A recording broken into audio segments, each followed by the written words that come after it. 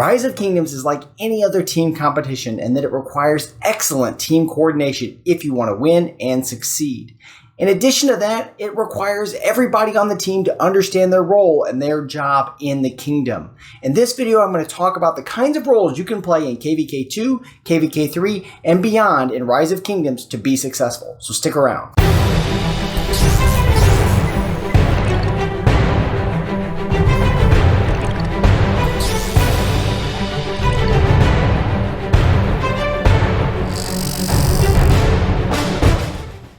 What's up, everybody, and welcome back to another Rise of Kingdoms video. Today I'm going to be talking about the different kinds of roles governors or players can take on in Rise of Kingdoms, and each of these roles is really critical to the kingdom's success. So no role is really more important to the others, and if you are lacking, if your kingdom is lacking in any of these certain roles, it is almost certain defeat that your kingdom will meet in KVK.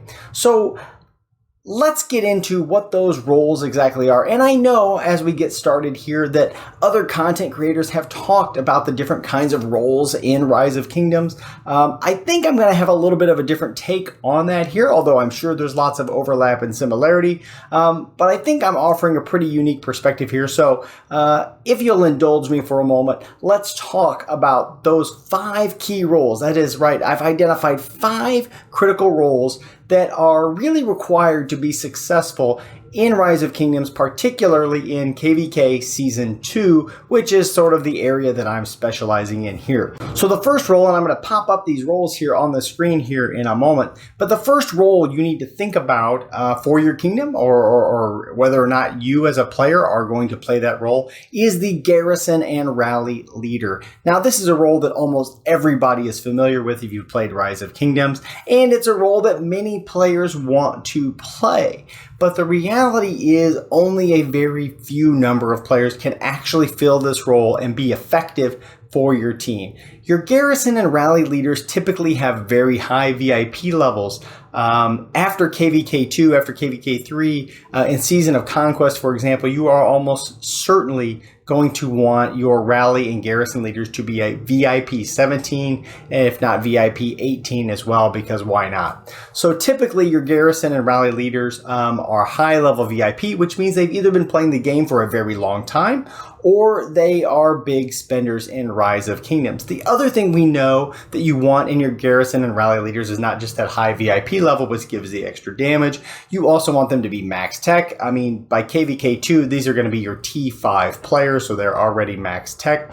And you're also going to want to make sure that they have top rate commanders, and those top rate commanders are the meta commanders for that KVK in really good positions. That means expertise in almost all cases. And we'll have a separate video here coming very shortly on Rally and Garrison commander pairs in KVK2, and so you'll be seeing that very soon. You're also going to want your Rally and Garrison leaders to have absolutely top tier gear in KVK2. And in many cases in KVK2, the way Rise of Kingdoms is currently set up, and that it encourages thousands of players to migrate back to do KVK2 all over again, what we're typically going to see out of your Rally and Garrison leaders is that these are players with older accounts who have developed their commanders, who have developed their gear and have really excellent gear, and are now in a position to lead rallies and garrisons over a much larger group of developing or still starting out players. So that's typically what you're going to see. You're going to see big spenders, you're going to see whales, and you're going to see players who've been around the game for a long time.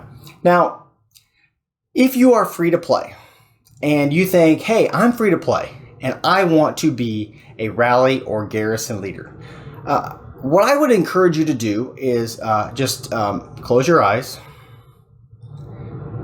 and go ahead and drift off to sleep, because dreams only happen when you're sleeping. I don't say that to be mean, but let's be realistic. It is extremely difficult to be a garrison or rally leader if you are entirely free to play. That's just the nature of this game. Now, you might find somebody. Don't get me wrong, there's somebody somewhere out there who is free to play and is a garrison and a rally leader for the kingdom, and they have excellent commanders and excellent gear, and they've been playing for 3 years. Fine. Okay, I believe that there is a small number of people who can fit that role. But for the most part, if you're free to play, this just really is not going to be a role for you. Look, I'm not free to play, and it's not a role I can even fill. So it's a very tough role to fill. You really have to be a whale if you want to do this well and do this well for your kingdom. And it's so important because in those rally and garrison situations, you take dead troops. And every percentage stat increase is really critical. Losing 1% less troops, having 1% less dead troops can be a huge deal when we're talking about rallies or garrison situations where hundreds of thousands, if not millions of troops die. 1%, 2%, 5% swings in stats are massive in those situations. So that's where you really do want your biggest and best players, best in terms of equipment, best in terms of commanders at the helm.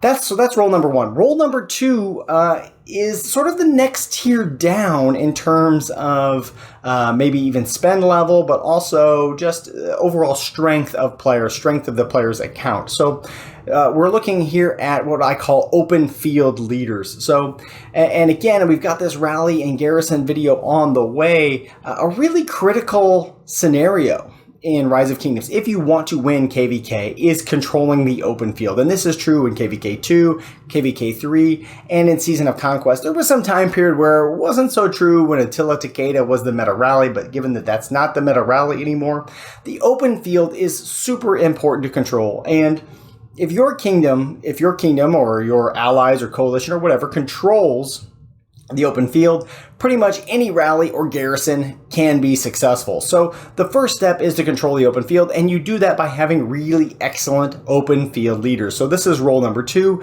your open field leaders. What we're looking for here is people with T5 technology, right? So they've got T5 troops. They can put 5 marches on the field at any time. They have maxed excellent commanders. They have the meta commanders who are really great shape, and they have near top tier gear. So maybe they don't have the highest VIP level. Maybe they don't have the absolute top gear with special talent legendaries, but they've got some pretty good gear on their commanders, very serviceable gear, and they have the meta commanders. And those players are going to lead your charge on the open field. Those are the ones that everyone else is going to get behind, and their job is to clear out the enemy, clear out the open field so that the garrison or rally leaders can do their thing, so that you win those garrison and rally situations. And you do that by clearing the open field. You can do that by swarming down rallies. And these are the players that lead the way in that front. Typically at the end of a KVK, these players will end up with lots of kills, not necessarily lots of deads, but they might, depending on how much swarming is going on and things like that. But typically they end up with lots and lots of kills. That brings me to the third role that we have in KVK2 for Rise of Kingdoms, and that is the open field supporter / garrison rally filler. So this is a player who has T4 technology, right? So they're probably not max tech, but they have very solid T4 technology. Maybe they're not that far away from max tech. They've probably got the big 3 techs in the middle kind of done, right? So your combat tactics and herbal medicine, I think things like that. They've got those completed, but they haven't finished all the way through the next array of technologies to quite unlock T5 yet. They typically have very solid commanders, but maybe they can only field 2 or 3 really excellent marches. They can't really put out 5 top tier kinds of marches. And what you're going to see here is also decent gear, right? So they're not going to have excellent gear. They may not have any legendary gear on their commanders at all, but decent gear. And these folks can go out and support those open field leaders, right? So you've got the open field leaders, and typically in an open field situation in KVK2, honestly, all it takes is 2 or 3 of those open field leaders with their 5 T5 marches, right? So you're talking about 10 or 15 T5 marches leading the way, and then another maybe 6 to 10 to 15 players who are open field T4, who may only have 2, 3 marches there with them, who can back them up and support them, right? So the deal is that if you're a T5 leader, it's very often difficult to just clear the field by yourself. You need lots of support around you. And of course, those open field support players can't do it by themselves either. So it really takes that team coordination to do it, where the T5 player goes first, and then those open field support players go behind. In addition to supporting the open field leaders, these players also tend to fill rallies and garrisons. So that may be the case, particularly if you can only put out 1, 2, or even 3 decent marches on the field. That means you've got a couple of march slots that you could be using to do things like fill garrisons, fill rallies. Really important way to be effective, because when you fill a garrison or when you fill a rally, you are effectively getting the gear and the stats that top garrison or top rally leader has. So you're putting those stats on your troops. You're getting your troops to a much more maximally effective position by putting them in that garrison or rally. So that's a really useful place for these players as well. So a few marches on the open field, helping clear out that open field, and then a couple of marches in garrison or rallies to help support those leaders as well. So that's role number 3. The fourth role to think about in KVK2 and Rise of Kingdoms in general is what I call the fillers and cleanup crew. So these are people who often have T4 technology, but they're not very far along in the technology tree. Maybe they haven't finished the combat tactics and herbal medicine and defensive formation. They haven't finished those 3 yet. They've got some okay commanders, maybe some epic commanders running around on the field. They don't really have too many legendaries, particularly not expertise legendaries. And they probably don't have very good gear. Maybe we're looking at things like green gear, blue gear on their commanders. And so they're really not in a great position to fight on the open field. We're talking about players that may be somewhere in the 20 to 30-ish million power range, somewhere in there. And they're really not going to perform super well on the open field. If they're alone, they're just going to get absolutely wrecked. They could maybe provide a little bit of field support, particularly as you get closer to that 30 million range.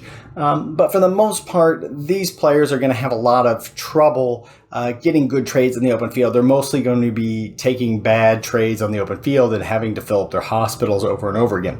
So a really effective place for them, this goes back to what I said earlier, is in rallies and garrisons, where they can take the troops that they have and just ramp up their stats by getting that T5 technology leading them, by getting those T5 rally leader commanders, the top tier meta commanders leading them, by getting that top tier gear, that legendary gear, sometimes legendary with special talent gear, out in front of their troops. So their troops can really be much more efficient and much more effective. They can get way more kills, contribute way more to their kingdom success in that kind of role. But beyond just filling rallies, I also think this is a useful group for what I call the cleanup crew.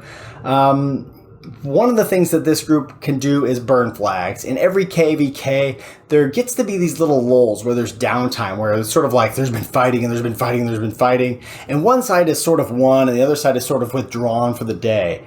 And now the side that's won can do one of 2 things. And the first thing is a mistake. So the first thing you can do is go, wow, we won. Let's go gather resources and prepare for another fight tomorrow. The second thing you can do is push your advantage. And that's the right thing to do. And by push your advantage, I mean building out, burning as many flags as you can along the way, and just expanding your territory and reducing your opponent's territory or access to different zones. And that is really critical for winning KVKs, because if your opponent has reduced territory, that means they have to work that much harder to get to wherever they were going the next day. It also burns down their alliance resources, so it makes it harder for them to build things like alliance fortresses and makes it harder for them to build flags. And in addition, it just gives them fewer teleport spots. So if they have less territory in a zone, that means fewer people can teleport into that zone and be effective in the fighting in that zone. So this is really a critical time, is when you've won the day, it's really important to press your advantage.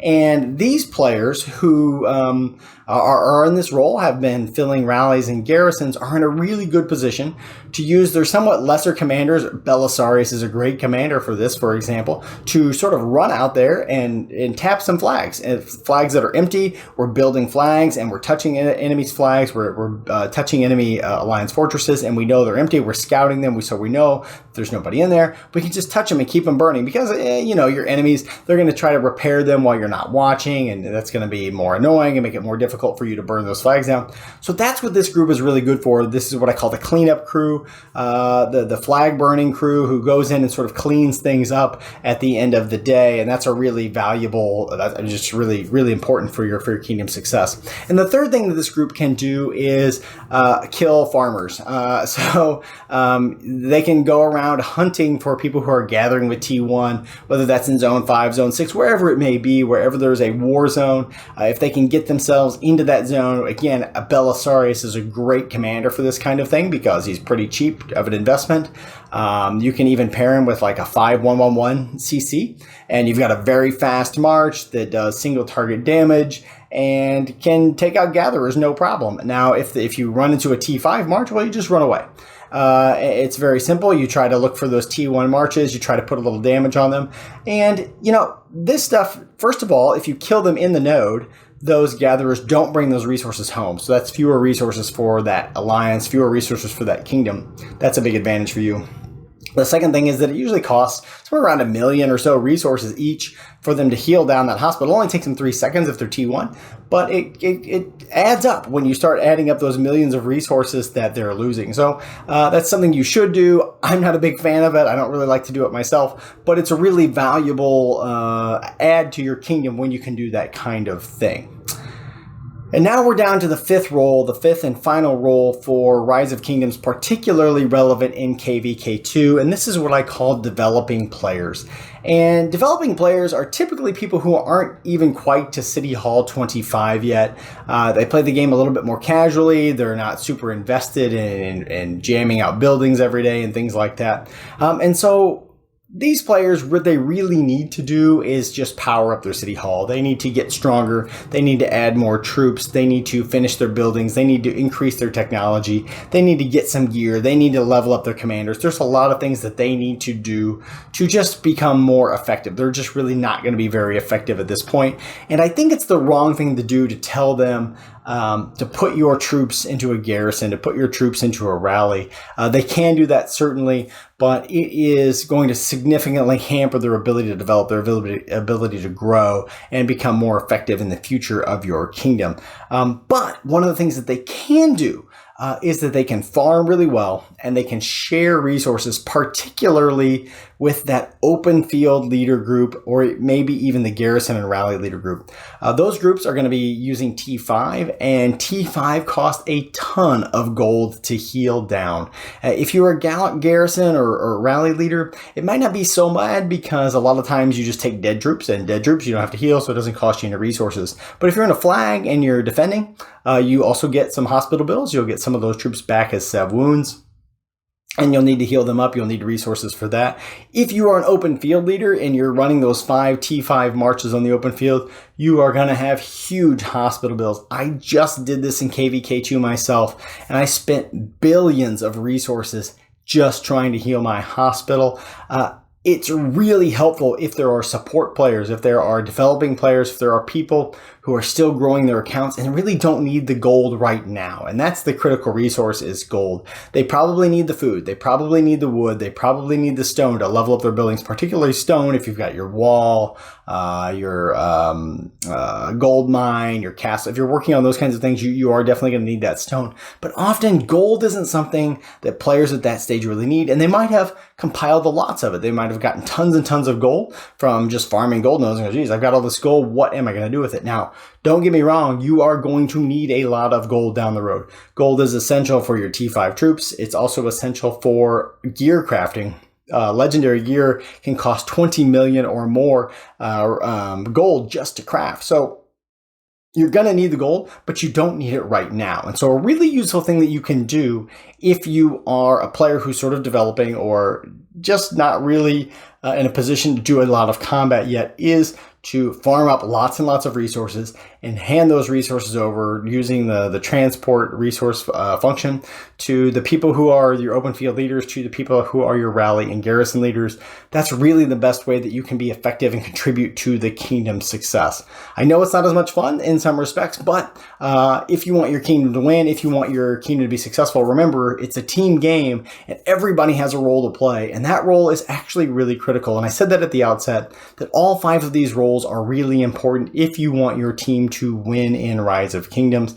So I don't want people to think, oh, this role is important and that role is not important, or that role is a lesser role. If you don't have these roles, your team won't, your alliance won't win.